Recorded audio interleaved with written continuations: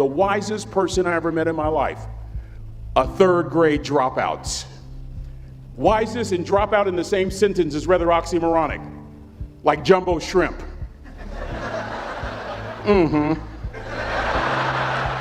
Like fun run, ain't nothing fun about it. Like Microsoft Works, y'all don't hear me. I used to say like country music, but I've lived in Texas so long, I love country music now. I hunt, I fish, I have cowboy boots and y'all, I'm a black neck redneck. Do you hear what I'm saying to you? No longer oxymoronic for me to say country music. And it's not oxymoronic for me to say third grade and dropout. That third grade dropout, the wisest person I ever met in my life, who taught me to combine knowledge and wisdom to make an impact, was my father. A simple cook. Wisest man I ever met in my life. Just a simple cook. Left school in the third grade to help out on the family farm, but just because he left school doesn't mean his education stopped. Mark Twain once said, "I've never allowed my schooling to get in the way of my education." My father taught himself how to read, taught himself how to write, decided in the midst of Jim Crowism, as America was breathing the last gasp of the Civil War, my father decided he was going to stand and be a man. Not a black man, not a brown man, not a white man, but a man.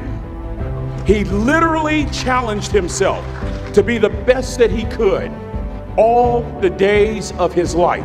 I have 4 degrees. My brother is a judge. We're not the smartest ones in our family.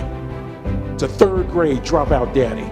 A third grade dropout daddy who was quoting Michelangelo, saying to us, "Boys, I won't have a problem if you aim high and miss, but I'm gonna have a real issue if you aim low and hit."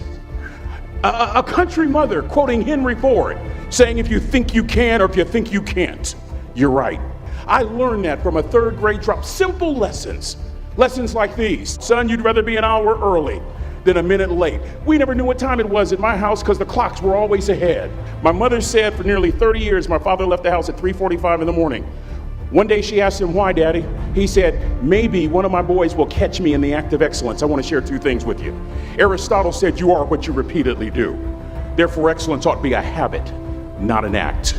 Don't ever forget that. I know you're tough, but always remember to be kind. Always. Don't ever forget that. Never embarrass mama. Yeah. If mama ain't happy, ain't nobody happy. If daddy ain't happy, don't nobody care. But you know, I'm trying to tell you. Next lesson. Lesson from a cook over there in the galley. Son, make sure your servant's towel is bigger than your ego. Ego is the anesthesia that deadens the pain of stupidity.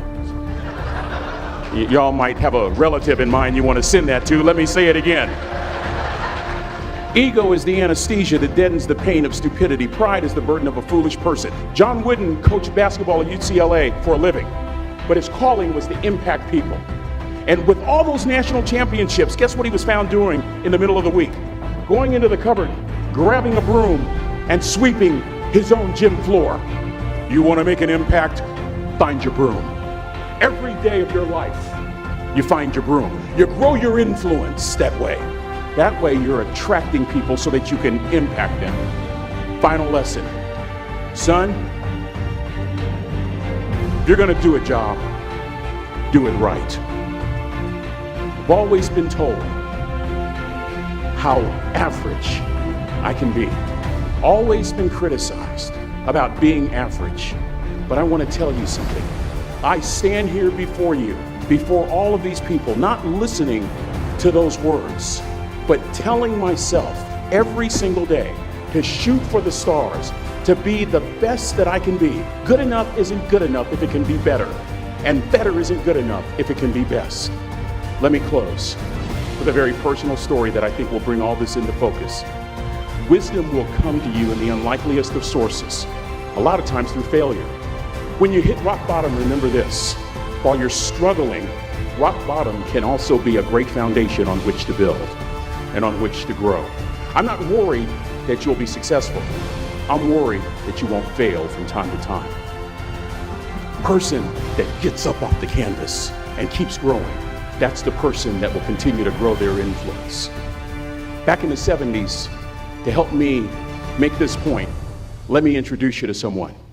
I met the finest woman I'd ever met in my life.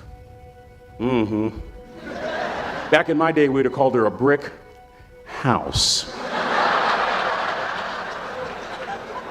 This woman was the finest woman I'd ever seen in my life. There's just one little problem. Back then, ladies didn't like big old linemen.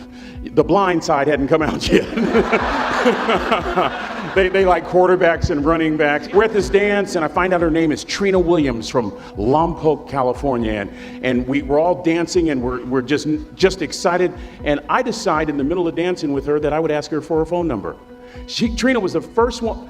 Trina was the only woman in college who gave me her real telephone number. The next day, we walked to Baskin & Robbins ice cream parlor. My friends couldn't believe it. This has been 40 years ago, and my friends still can't believe it. We go on a second date, and a third date, and a fourth date. We drive from Chico to Vallejo so that she could meet my parents. My father meets her. My daddy, my hero, he meets her, pulls me to the side and says, "Is she psycho?" But anyway, we go together for a year, 2 years, 3 years, 4 years. By now, Trina's a senior in college. I'm still a freshman, but I'm working some things out. I'm so glad I graduated in 4 terms. Nixon, Ford, Carter, Reagan. So now it's time to propose. So I talk to her girlfriends, and it's California, it's in the 70s, so it has to be outside. You have to have a candle, and you have to have, some chocolate. And listen, I'm from the hood. I had a bottle of Boone's Farm wine. That's what I had. She said yes. That was the key. I married the most beautiful woman I'd ever seen in my life. Y'all ever been to a wedding, and even before the wedding starts, you hear this? How in the world? And it was coming from my side of the family.